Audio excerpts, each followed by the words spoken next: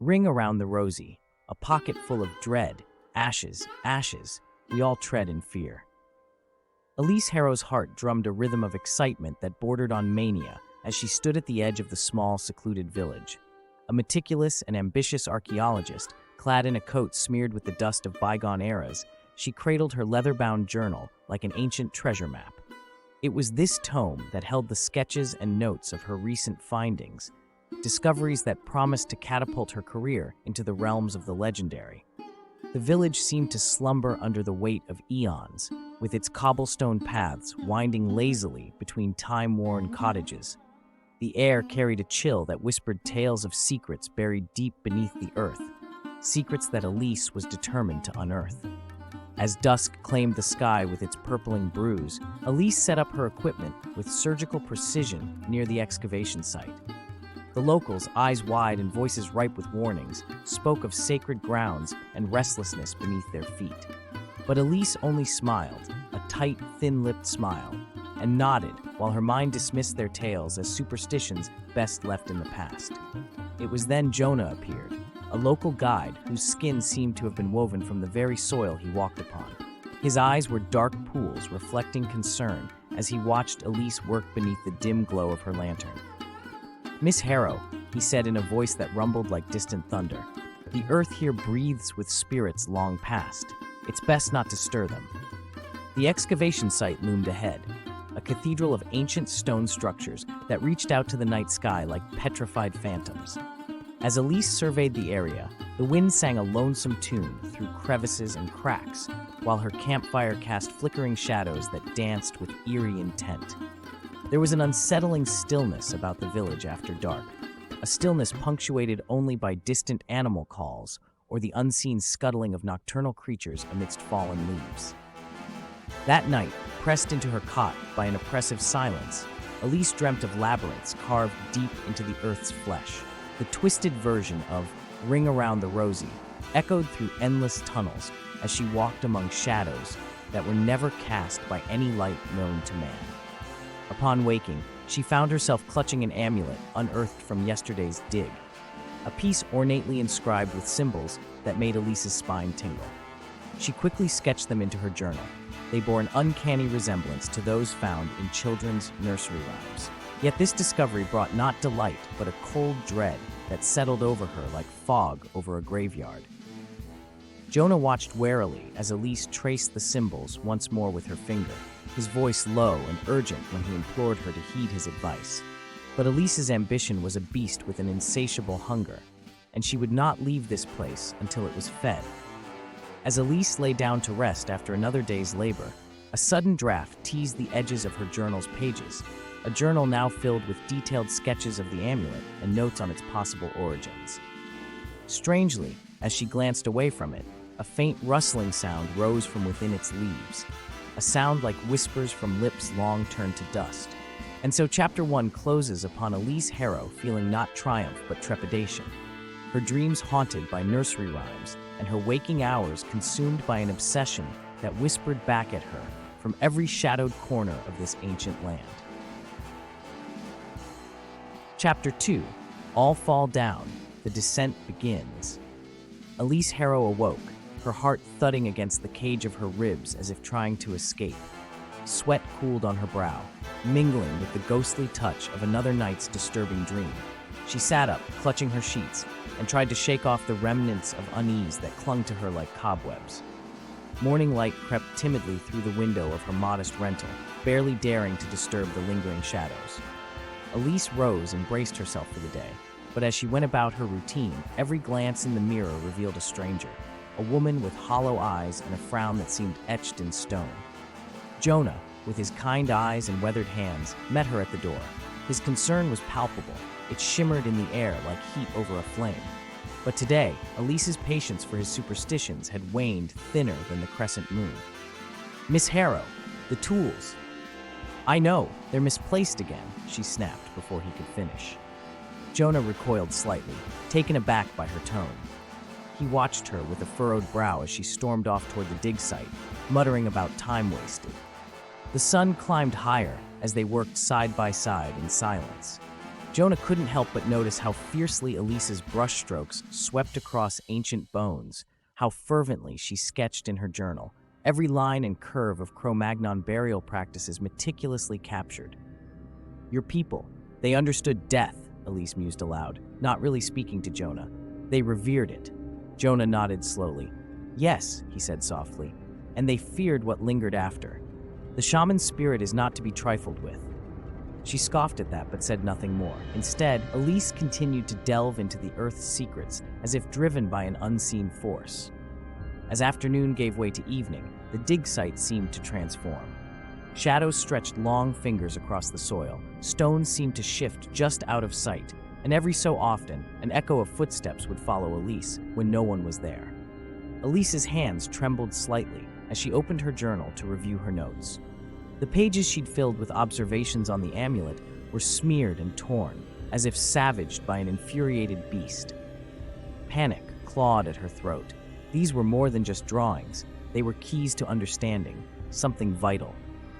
Her breaths came short and quick as she flipped through the desecrated pages, each symbol from the amulet now obscured beneath stains and tears. Night encroached swiftly upon the village as Jonah shared tales of old, a shaman's curse spoken with reverence and fear. Elise listened with a smirk that never quite reached her eyes, even as his stories echoed the warnings etched into every corner of her dreams. The sun dipped below the horizon when they uncovered it, a mural depicting a scene so eerily familiar it stopped Elise's heart for a beat too long. There she was, or so it seemed, in ancient pigments, staring back at herself with eyes that knew too much. Jonah stepped back from the mural as if burned by its truth. Elise leaned closer, hypnotized by the image before her when a whisper slithered through the air. Elise! Her name hung heavy around them, impossible and yet undeniable. The world held its breath. Even the wind dared not disturb this moment. Elise stood perfectly still, her reflection trapped within painted eyes that threatened to swallow her whole, while somewhere deep in the earth's bosom, something ancient stirred awake. Chapter 3. Ashes, ashes, we all fall down. The sun had barely crested the horizon, but the village was already alive with whispers. Elise Harrow, with her once pristine jacket, now stained by the soil of countless days, didn't notice the wary glances from the locals. They orbited her like moons too frightened to draw near, their murmured words a tapestry of fear. Jonah stood apart, a sentinel wrestling with concern and duty. As he approached Elise, his shadow stretched towards her like an omen. "Elise," he started, his voice a mix of caution and care, "you're pushing too hard. The village, it's beginning to whisper." Elise's eyes, darkened by sleepless nights, barely flickered towards him. "It's just superstition," she replied tersely. Sleep had become a distant memory for Elise, with dreams serving as the only reprieve from her obsession. Yet these dreams were not kind. They were not rest. Nursery rhymes spiraled into dark corridors of her mind, twisting into chants that foretold doom. One evening, as twilight succumbed to the night's embrace, Elise sat hunched over her journal. Her hair fell in unkempt waves over weary shoulders as she scrawled furiously across the pages. A once vibrant spark in her eyes was now dulled by shadows that played at the corners of her vision. Her hands trembled slightly as she traced the amulet's intricate patterns, a dance of line and curve that seemed to mock her understanding. In a moment of frustrated rage over a snapped brush handle, her fist clenched so tight it whitened, and the rush of air from her lips stirred up the dust around her in a spectral ballet. The world around Elise grew even more peculiar. Stones that she had cataloged meticulously shifted places overnight, and shadows clung to her footsteps like desperate phantoms. One night stood out with peculiar terror. An intense storm rolled in from nowhere. Thunder rumbled like ancient drums as lightning carved the sky. The villagers huddled in their homes, casting fervent prayers into the wind that shrieked with voices long silent. Elise was outside, alone in the tempest's heart, where no sane soul dared tread. Rain lashed at her face as she stood before the excavation site, a lone figure bound to earth by obsession. The amulet hung heavy against her chest, almost pulsating against the fabric of her shirt. As thunder boomed and the earth seemed to tremble in fear beneath her feet, silhouettes danced within the storm clouds above. shapes that twisted and writhed in impossible contortions. Elise's voice was lost to the gale as she recited verses only she understood, verses that seemed to feed the chaos around her. And then there was silence, a dreadful pause, as if the world itself held its breath. The villagers peered from behind curtains and shutters. Even the bravest soul dared not venture out to where Elise stood. The wind carried a voice, a whisper that seemed neither here nor there, and it spoke in rhymes of ashes and falling down. And when dawn reluctantly illuminated the skies once more, it found Elise unmoved, clutching an amulet that whispered promises of untold power into a mind teetering on the brink of an abyss, one that promised to embrace her wholly without ever letting go. In the aftermath of the storm's fury, the excavation site, once a hub of diligent activity, lay in ruins. Equipment was strewn about like toys tossed aside by an angry child. Structures that had stood proud now slumped defeated. Yet amidst the chaos stood Elise, her silhouette stark against the dawn's hesitant light. Not a single hair out of place. She could have been a statue, were it not for the feverish gleam in her eyes as they fixated on the amulet in her hands.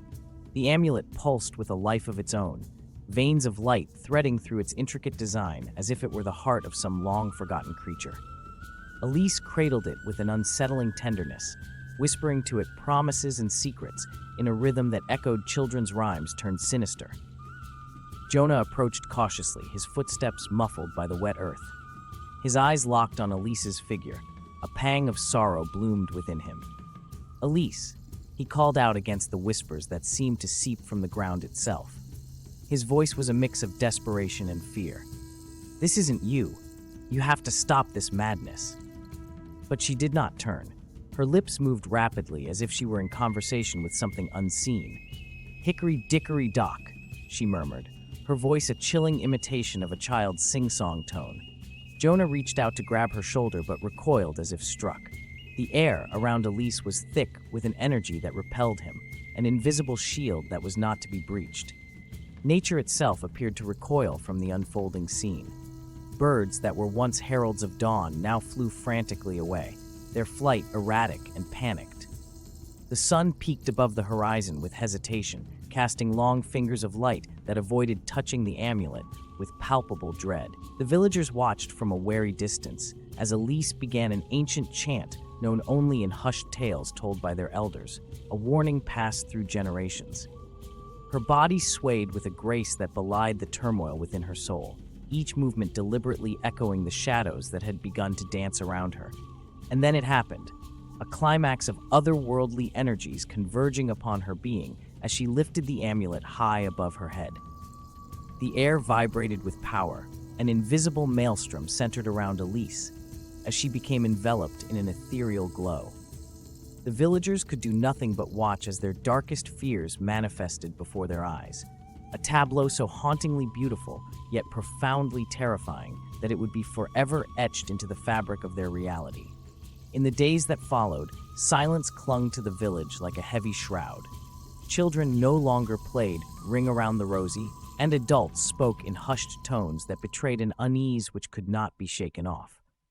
Life attempted to regain some semblance of order, but an unsettling calm pervaded every corner. The tangible presence of something altered lingered heavy in the air. The story would have ended there. Another cautionary tale amongst many, had it not been for a new arrival at the site, a fresh-faced archaeologist greeted with anxious stares and whispers of warning from villagers who had seen too much.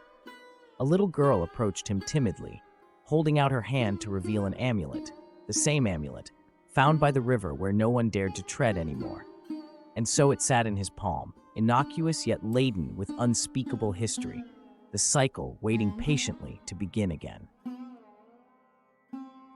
Thank you all for tuning in to the chilling saga of Dr. Elise Harrow and the sinister whispers from beyond.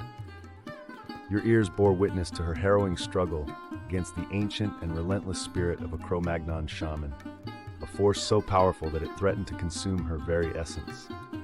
As the silence of the aftermath envelops us, we are left to ponder the fate of our protagonist. The door to her lodging creaks open, but what emerges from within? Is it Elise, victorious and free from the spirit's grasp, Or has the shaman found a new permanent vessel in our world? That, dear listeners, is a mystery that lingers in the shadows, much like the remnants of a nightmare at dawn's first light. If you found yourself entranced by the whispers of this tale, I invite you to express your appreciation with a like. Your support fuels the flame that allows me to craft these stories, each designed to send shivers down your spine and to challenge the boundaries between our world and the realm of shadows. Do not allow this spectral encounter to be your last.